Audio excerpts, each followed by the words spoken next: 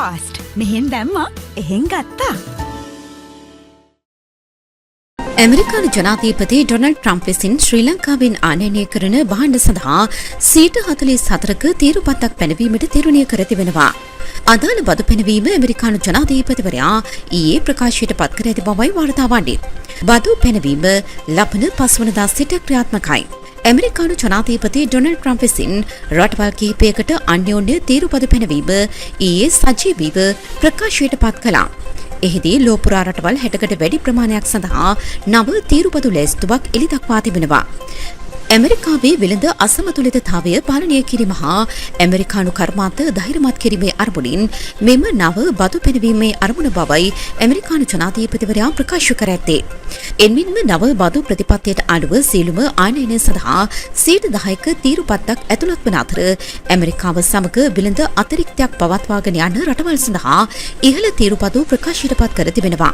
ඒ අනුව ශ්‍රී ලංකාවට 44ක තීරුපදු පැනවීමක් ක්‍රියාත්මක අතර එය ලොව වැඩිම තීරුපදු පැන වූ පළමු රටවල් 5 අතරට ඇතුළත් වී තිබීම විශේෂත්වයක්. කාම්බෝජයට 49ක තීරුපදු පැනවීමක් සිදු කර තිබෙනවා. වියට්නාමයට පනවා ඇති තීරුපද්ද 46ක්, බංග්ලාදේශයට 37ක්, තායිලන්තයට 36ක්, චීනයට 34ක්, ඉන්දියාවට 26ක බදු පැනවීමක් සිදු කර තිබෙනවා.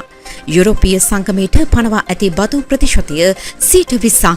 මෙතෙක් ඇමරිකාව විසින් ශ්‍රී ලංකාවෙන් ආනයනය කරන භාණ්ඩ සඳහා 12.2ක තීරුපද පැනවීමක් සිදු කර තිබූ අතර මෙම නව බදු පැනවීමත් සමග ශ්‍රී ලංකාවේ අපනයන ක්ෂේත්‍රයට දැඩි බලපෑමක් එළවනු ඇති. විශේෂයෙන් ශ්‍රී ලංකාවෙන් වැඩිම ඇඟලුම් අපනයනයන් සිදු කරන්නේ ඇමරිකාවටයි. මෙම බදු පැනවීම මගින් එම ක්ෂේත්‍රයට දැඩි බලපෑමක් එළවනු ඇති බවයි ආර්ථික විශ්ලේෂකින් පෙන්වා දෙන්නේ. 2024 වර්ෂයේ ඇමරිකාව විසින් ශ්‍රී ලංකාවෙන් ඇමරිකානු ඩොලර් බිලියන 3කට වැඩි භාණ්ඩ ප්‍රමාණයක් ආනයනය කර තිබුණා. මේ වසරේ ජනවාරි මාසයේදී පමණක් ඇමරිකානු ඩොලර් මිලියන 346කට වැඩි භාණ්ඩ ප්‍රමාණයක් ආනයනය කර ඇති බවයි වාර්තා වන්නේ. ෆාස්ට් මෙහෙන් දැම්මා එහෙන් ගත්තා.